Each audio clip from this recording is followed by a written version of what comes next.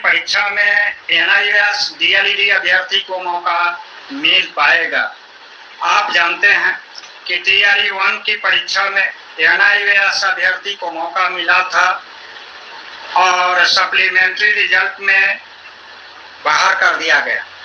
Supreme court के आदेश के आलोक में 29 नवंबर को जो आदेश आया था, जिसके कारण टीआरई से बाहर किया गया। टीआरई 2 में अभ्यर्थी अप्लाई किए, लेकिन परीक्षा दिया भी, रिजल्ट प्रकाशन नहीं हो सका। इस तरह से टीआरई 2 में भी बाहर कर दिया गया है। टीआरई 3 की डेट जारी है, आगामी जून में परीक्षा होगी। क्या टीआरई 3, टीआरई 4 से भी एनआईएएस डीएलईडी वंचित रह जाएंगे? इस संदर्भ में कहना है कि सुप्रीम कोर्ट के आदेश के बाद जो 28 नवंबर को फैसला आया था, इस आलोक में जो बिहार संघ लोक सेवा आयोग बीपीएससी जो आदेश जारी किया है कि कंडिका 7 में जो वर्णित सर्वोच्च न्यायालय के आदेश से जो पारित हुआ है, जिसमें सुप्रीम कोर्ट एनआईएएस डीएलईडी को 18 माह का कोर्स मानते हुए एनआईएएस डीएलईडी को अमान्य करार दिया। चूंकि ये जो एनसीटी जो एक स्वायत्त संस्था है जो देश के शिक्षक बहाली के मिनिमम क्वालिफिकेशन तय करती है, इसके मुताबिक प्राथमिक शिक्षा भर्ती के लिए 2 वर्षीय कोर्स मान्य किए हुआ है। इस संदर्भ में कहना है संघ लोक सेवा आयोग का जो आदेश आया कि 10 अगस्त 2017 तक जो प्राथमिक शिक्षक 1 to 5, 6 to 8 में किसी न किसी रूप से जो कार्यरत हैं,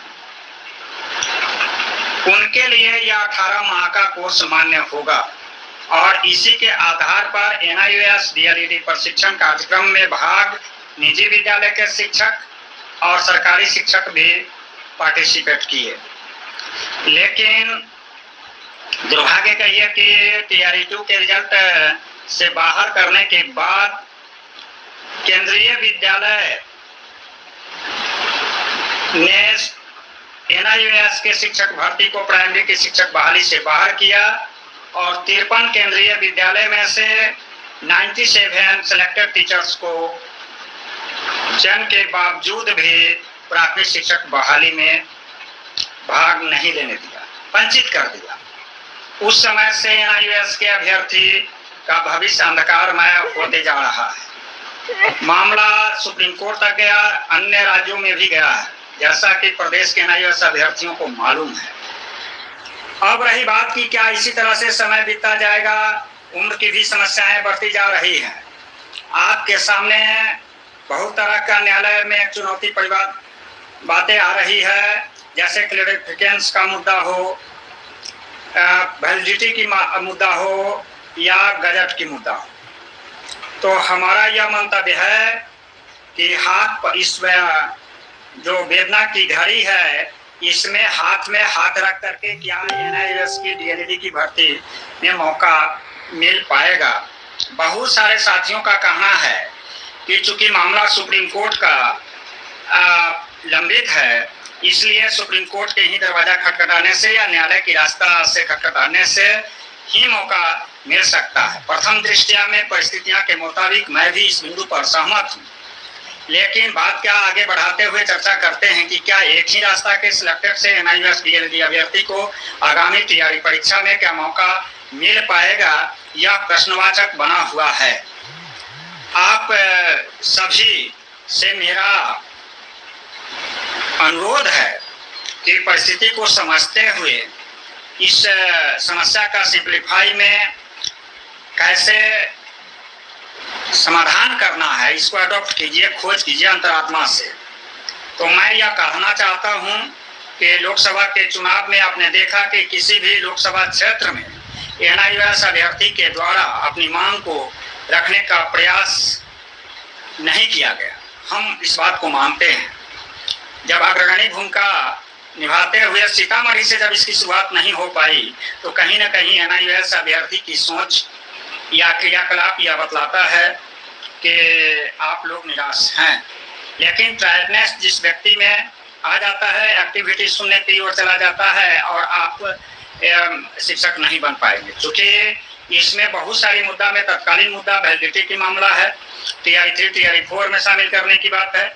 आपने देखा कि सरकार का ही, बिहार सरकार का ही फैसला था शिक्षक बहाली में, जिसमें एडमिट कार्ड जारी हो गया था, बहाली प्रक्रिया रुक गई थी और उसके बाद जब दोबारा परीक्षा शुरुआत हुआ, बहुत सारी परीक्षाओं में ऐसी बातें आई है, जिसमें बाद में चल करके फिर अप्लाई करा करके और नियोजन प्रक्रिया में शामिल किया गया है शिक्षक बहाली में, या अन्य बहाली में भी ऐसा उदाहरण है बिहार सरकार का। तो क्यों नहीं NIOS के लिए लड़ाई लड़ी जाए, TRI 3 हो या TRI 4, इस पर अपनी बात कमेंट के माध्यम से व्यक्त करेंगे। और जब तक आपको नौकरी लेना है तो आपको आगे बढ़ना पड़ेगा। कहीं भी किसी भी 38 जिला है, मैं मानता हूं कि 38 जिला में एक जिला से अगर 10-11 व्यक्ति एक्टिव हो जाएं तो हमारी संख्या इस मुहिम को आंदोलन से लेकर के अन्य न्यायालय से, राज्य न्यायालय से लेकर के और सर्वोच्च न्यायालय तक हम मुकाम पर, मंजिल पर इस लड़ाई को पहुंचा सकते हैं और परिणाम हमारे पक्ष में आएगा और NIOS अभ्यर्थी को मौका मिलेगा। अब आपको यह देखना है, आपका जो भी राय होगा कि NIOS DL अभ्यर्थी के लिए कैसी लड़ाई लड़ा जाए, इसका मेरा संपर्क सूत्र है 9308457942। इस पर व्यक्त करेंगे, संवाद कायम करेंगे या कमेंट के माध्यम से बतलाएं। आपका साथी त्रिपुरारी।